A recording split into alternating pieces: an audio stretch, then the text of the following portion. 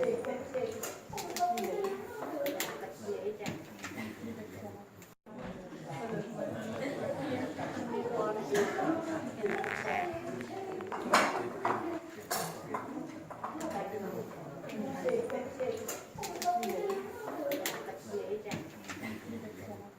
is an enlightened one who discovered great truth. Dhamma is a teaching. He found out,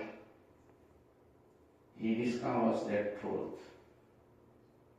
Really, in his novel search, novel investigation at the holy field in Bodh Gaya, he understood, he discovered that great truth.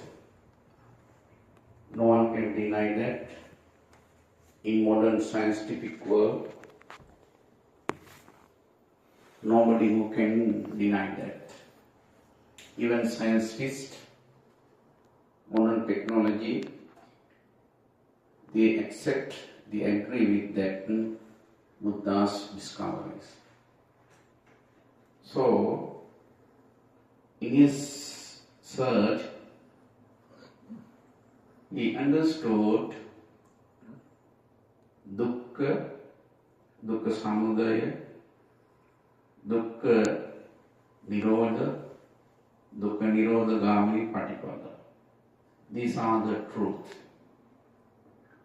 Everyone in modern world, they accept it, they don't refuse, they don't deny that truth.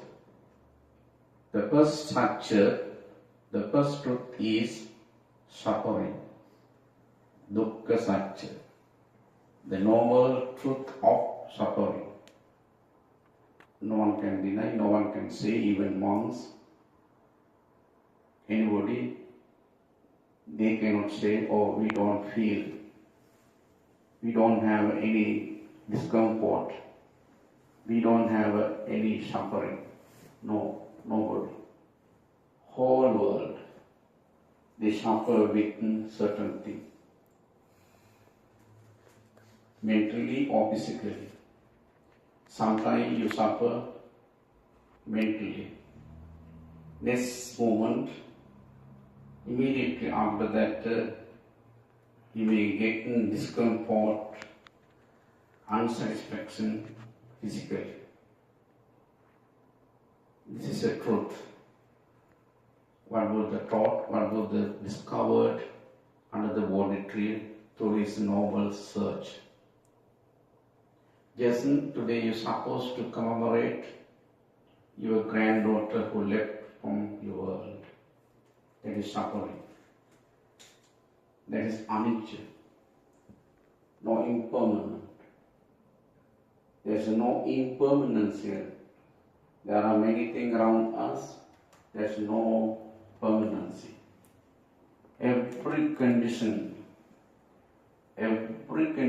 thing supposed to change, subjected to change. No one can stop that. Just think of yourself. You are getting decaying. What happening physically?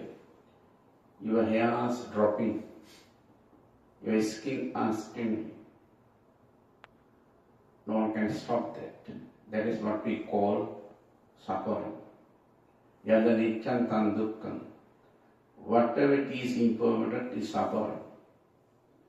Suppose ladies, especially young ladies, they don't like to dropping their hairs, but they can't stop that. There are so many development in medical science. They found out, scientific, they found out many remedies to stop your disease temporarily. But so far still, nobody who found out any solution, any injection any remedy to stop your dropping of the hair? No one. It cannot be. Your hair is decaying, your hair is discarding, your hair becoming grey, but sometime make sure for your beauty, to maintain your beauty, what you do, you apply many sort of chemical, many sort of something to make it in color, but it is temporary. You make colorful, apply many chemicals, many things, but it is temporary. You may have that temporary, it may vanish immediately. That is what we call anicca. Then you enjoy with your granddaughter. All of a sudden, what happened? At his young age, she left from your world, from your life. That is what we call anicca. So that Buddha, through his great investment, great search, he understood that truth. One day we must go. No one can stop that. Life is uncertain. Death is certain. It is true. No one can disagree with that. Everybody, we should accept it. Everyone, we acknowledge that it is true. No one can stop that. Even you found out, even you are living in a great country, the number one country in America, you don't have any remedy how to stop that dying. No. That is why we should understand that reality. Then, having understood that reality, we must perform many sort of good acts, good things, wholesome deeds. Therefore, today we are here at this moment. All of you have gathered, understood that reality. By understanding those reality, of course, you purify your mind. You clean your mind. How do you do that? You know that physically you clean yourselves, taking shower, applying many shampoos or soaps, many ways you're supposed to clean your physical body. Sometimes also your clothes, your dresses, it's become dirty. Working, traveling, because of perspiring, your dresses become dirty. You should clean it. How do you do? All the dirty dresses, your cloth, you put in the machines, washing machine, then you apply many chemical, many soaps, liquid to make it clear. This way, the materially external thing we supposed to be clean, but no one concern of your mind. It's become a dirty selves. No one knows that. Durangamang ekacharan asarigan guhasaya ye chittan sanjami santi mokkanti marabandana. That is how Buddha explained, that is how Buddha narrated, described the main characteristic of our mind. Really, if you need to clean, really if you need to cleanse your mind, you're supposed to know, you should know the main characteristic features of your mind. That particular strength delivered by the Buddha explained us those characteristics. Let me explain one by one for your knowledge, for your understanding. That understanding make you sure to how to clean your mind. Durangamam Ekachara, that is the first characteristic of your mind. Eh? You know that you haven't seen it invisible. It is a great instrument. It is a great tool what you have. You must develop. When you develop in a certain higher levels, you may get more benefits so that you must understand, you should understand those main characteristics of the mind. Durangama. It goes away. Your mind wanders. You are here in this shrine hall, sitting quietly on floor. Where is your mind? It may have gone. It is not here. Physically you are here. You are very quiet. You are not moving. What will happen? What is happening in the mind? Mentally, inward. It is moving. It is going. It's wandering based on your previous experiences. Just before come to the here, on the way, in a vehicle, in the bus, in a train, you got many experiences, you had many things. Based on that, your mind will run. Your mind will go based on that experience. That is how your mind wanders. That is how your mind changes. Therefore, its nature is wandering. Durangam goes far away from you. Goes far away. You are Cambodian. You are here, but at 1 second, within 1 second, you may be able to go to Cambodia mentally by mind. Thinking of your countries, thinking of your beautiful country, you may go there by mind. That is why Buddha understood that it goes far away from you, then you have to stop it. Durangamam Ekacharam. Ekacharam means it goes alone itself. There is no any companion. You are here. Just you came to the temple with companion, your friend, colleagues, your well-wishers. You are not alone. And every moment, every time you have a group or team or your friends. But even you are among the people, among the group, your mind doesn't have any companion, any supporter. It stays self. Ekachara. It goes alone itself. Suppose when you go to the picnic, when you organize certain tour to Cambodia or somewhere else, you need somebody. You don't go alone on tour. You need to have somebody else. But your mind, without knowing, without informing your husband or wife, parents and mother, brothers and sisters, it got itself alone. That is the second nature, second feature of our mind. Ekachara. Gohasayam.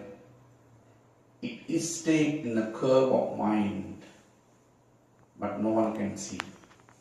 Nobody experiences that. That is the nature of our mind. It stays the curve of heart. Ekachara Gohaya Sariram. It doesn't have any form. It formless. There's no any form. There are many people here. Today, we have ability to recognize everyone individually. Why? Because everyone, they have their own shape, own figure. But our mind, it doesn't have any sort of body or any sort of figure or shape. That is why it is formless. That is the nature. So that Asairirangva Ekacharan, Kuhasayam asarira ye chitta sanya missanti mokkanti mara bandhana. One who tame the mind become liberating, or he will be free from all suffering. That is why Buddhism is a mind-oriented teaching. Basically, we taught how to develop mind through meditation. Therefore, I do not take much time from your valuable time. Really, I wanted to express some ideas, very important, valuable ideas of Buddhism. Really, it may help for your practicing, to keep on your practicing further.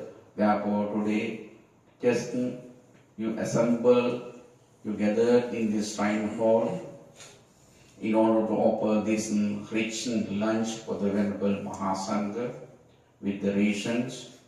At the beginning of, normally, you respected Buddha, Dhamma and Sangha. After that, one of the Venerable from Mahasangha make you administrated by precepts. By observing those principles, of course, you became a very healthy-minded people. Based on that, you're supposed to offer those preparation your meals in the name of Venerable Mahasangha, Buddha, Dhamma and Sangha.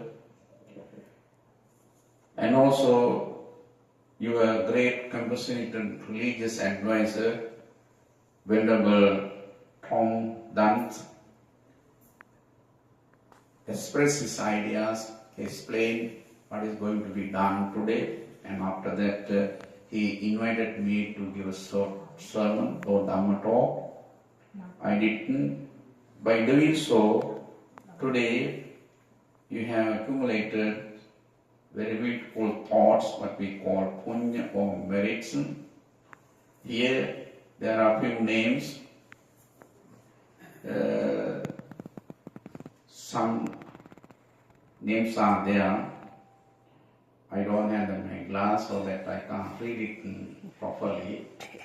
I'm going to read out all the names. If I make any mistake on your name, great name, please pardon me, apologize from you. Maybe T-H-A-C-H, how to pronounce that? Okay. Then King, Tam Sidn, T-H-I-K-H-E-N, that name. And then also Chi Pom. These are the sponsors, these are the contributors of this dana. They are doing this great meritorious deed on behalf of their great granddaughter, Kia Alicia Dickey. Right now, let us have a more compassionate thought on her, your great granddaughter. Unfortunately, accordingly, based on her karma, she left. It is a very sorrowful. You can't bear it, but it is a eternal truth. No one can stop that. He left based on her karma.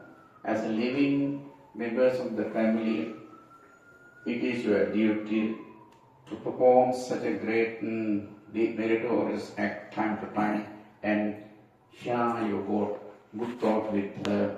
Right now you have accumulated good thought. All meritorious power what we accumulated by this great meritorious deed be upon her. By the power of those merits, powerful thought, may she be well and happy. May she be free from very miserable, awful life. Based on that, by the power of that merit, she understood the reality of this world and our life. At the end of her life, having understood Four Noble Truths, great Buddha's teaching, may she attain supreme bliss of Nibbana. Thinking thus, in order to share our weight with let us say sadhu 3 times. Sadhu, sadhu, sadhu. Thank you so much for hearing that. He is an enlightened one who discovered great truth. Dhamma is a teaching. He found out, he discovers that truth. Really, in his novel search, novel investigation at the holy field in Bodh Gaya, he understood, he discovered that great truth. No one can deny that. In modern scientific world, nobody who can deny that. Even scientists, modern technology, they accept, they agree with that Buddha's discoveries. So, in his search, he understood dukkha, dukkha samudaya, dukkha nirodha, dukkha nirodha gamini patipada. These are the truths. Everyone in modern world, they accept it, they don't refuse, they don't deny that truth. The first structure, the first truth is suffering, dukkha satya, the normal truth of suffering. No one can deny, no one can say, even monks, anybody, they cannot say, oh, we don't feel, we don't have any discomfort, we don't have any suffering. No, nobody. Whole world, they suffer with certain things, mentally or physically. Sometimes you suffer mentally. Next moment, immediately after that, you may get discomfort, unsatisfaction physically. This is a truth. What was the taught, what was the discovered under the Bodhi tree through his noble search. Jason, today you're supposed to commemorate your granddaughter who left from your world. That is suffering. That is anicca. No impermanent.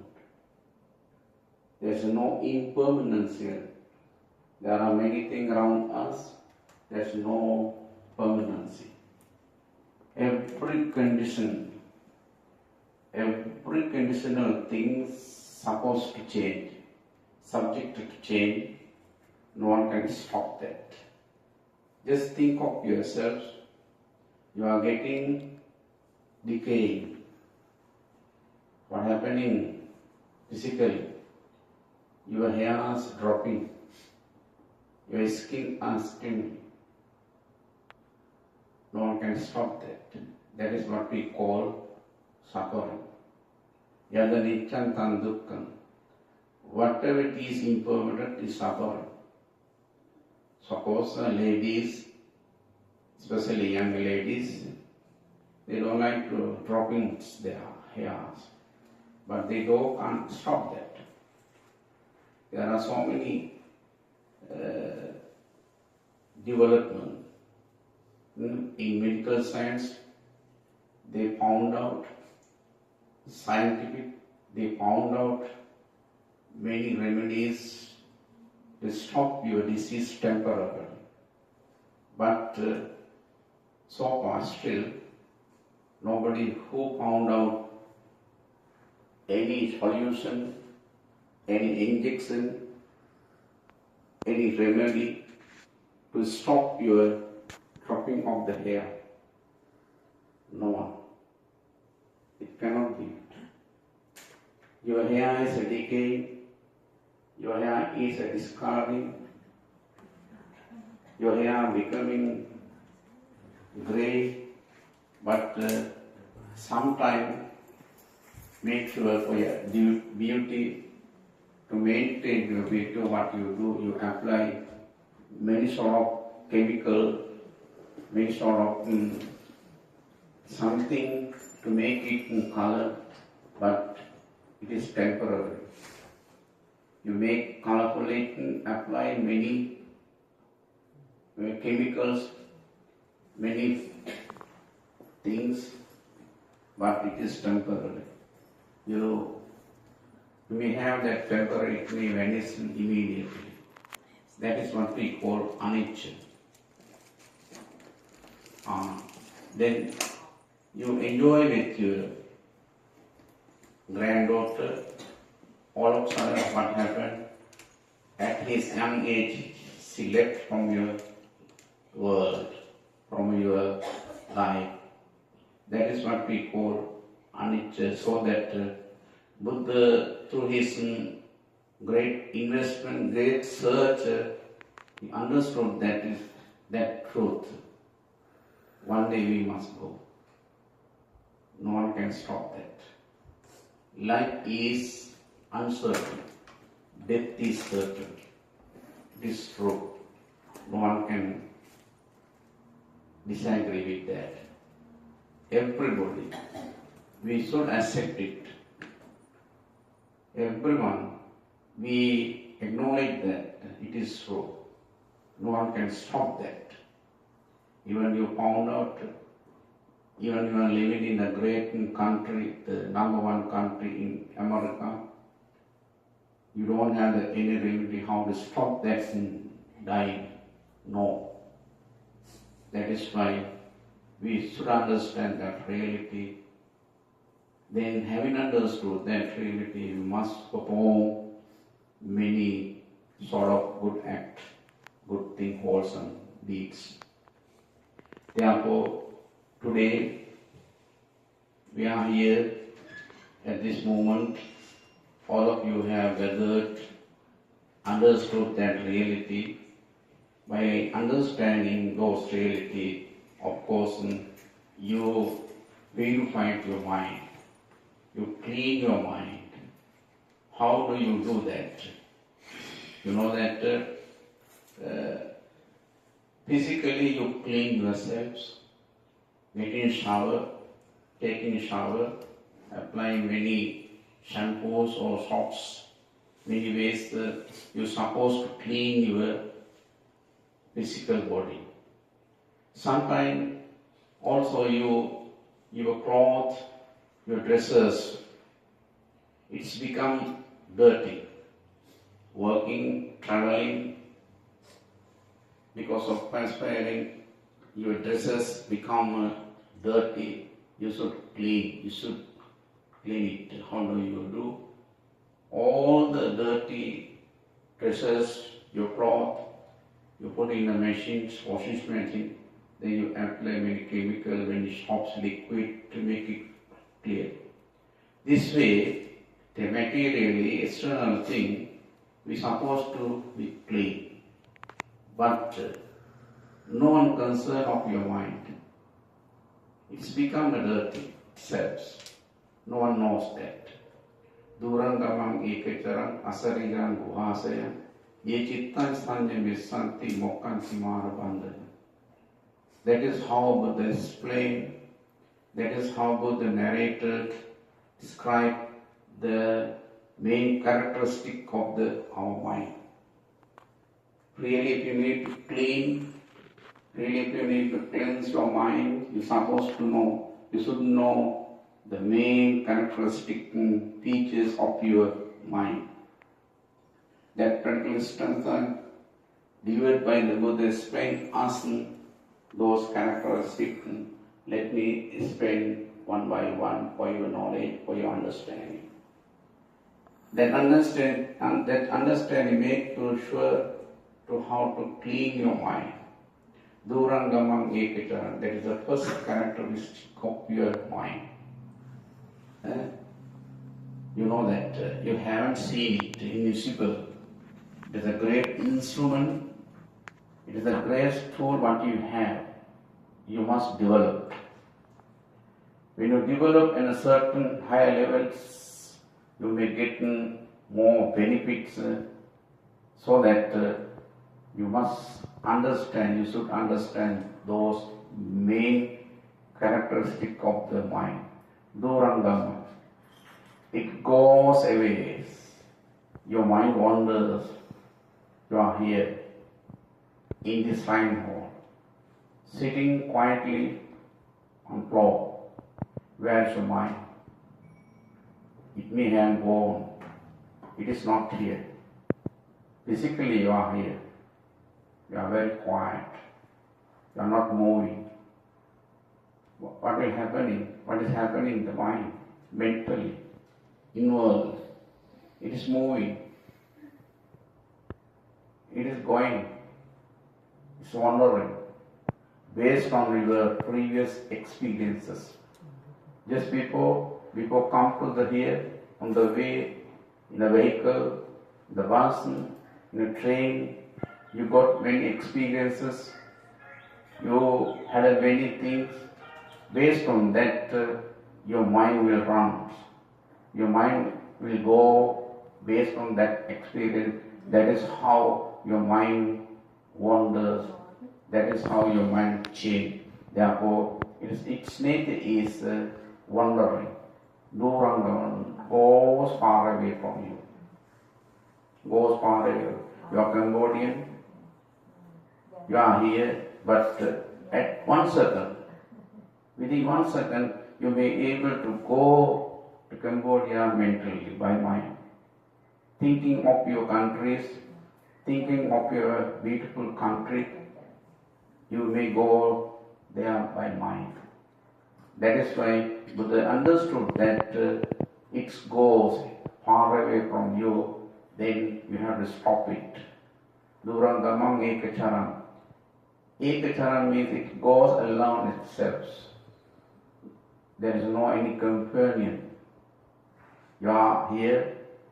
Just you came to the temple with companion, your friend, colleagues, your well-wishers.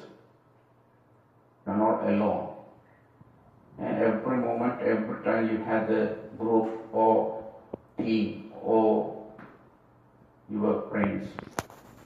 But even you are among the people, among the group, your mind doesn't have any companion, any supporter. It stays self. Ekachara. It goes alone itself. Suppose when you go to the picnic, when you organize certain tour to Cambodia or somewhere else, you need somebody. You don't go alone on tour. You need to have somebody else.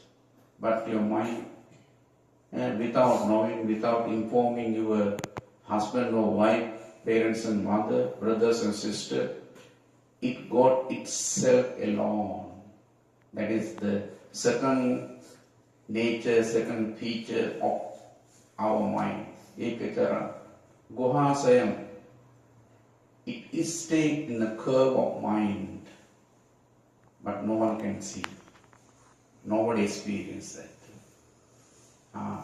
That is the nature of our mind. It says the curve of heart. Ekachara Gohaya Sariram. It doesn't have any form. It formless. There's no any form. There are many people here. Today, we have ability to recognize everyone individually. Why? Because everyone, they have their own shape, own figure. but our mind, it doesn't have any sort of body or any sort of figure or shape. That is why it is formless. That is the nature. So that asariram ekacharam kuhasayam asariram etitta sanyamesanti mokkanti marabandana. One who tame the mind become liberating, or he will be free from all suffering. That is why Buddhism is a mind-oriented teaching. Basically, we taught how to develop mind through meditation. Therefore, I do not take much time from your valuable time. Really, I wanted to express some ideas, very important, valuable ideas of Buddhism. Really, it may help for your practicing, to keep on your practicing further.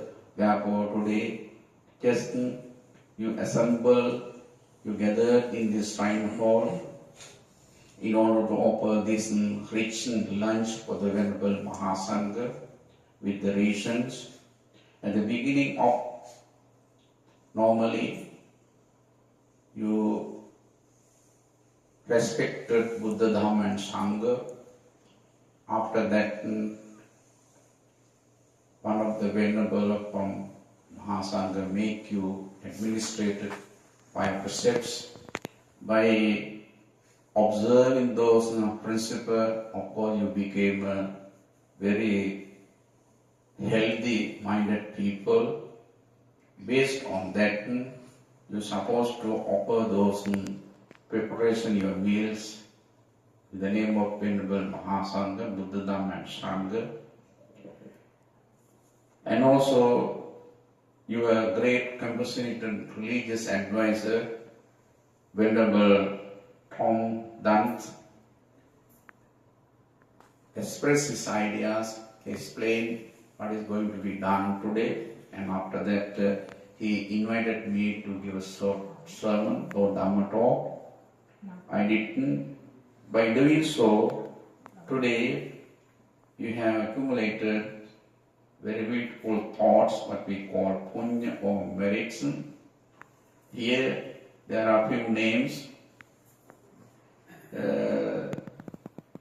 Some names are there. I don't have my glass so that I can't read it properly. I'm going to read out all the names. If I make any mistake on your name, great name, please pardon me, apologize from you. Maybe THAC, how to pronounce that? Okay. Then King, Tam Sidn, THIKHEN, that name. Other also Chi Pom. These are the sponsors. These are the contributors of this dana. They are doing this great meritorious deed on behalf of their great granddaughter, Kia Alicia Dickey. Right now, let us have a more compassionate thought on her, your great granddaughter. Unfortunately, accordingly, based on her karma, she left. It is a very sorrowful. You can't bear it, but it is a eternal truth. No one can stop that. He left based on her karma. As a living members of the family, it is your duty to perform such a great meritorious act time to time and share your good thought with her. Right now you have accumulated good thought. All meritorious power what we accumulated by this great meritorious deed be upon her by the power of those merits and powerful thought, may she be well and happy, may she be free from very miserable, awful life. Based on that, by the power of that merit, may she understood the reality of this world and our life. At the end of her life, having understood Four Noble Truths, great Buddha's teaching, may she attain supreme bliss of Nibbana. Thinking thus, in order to share our merit with let us say sadhu 3 times. Sadhu, sadhu, sadhu. Thank you so much for hearing that.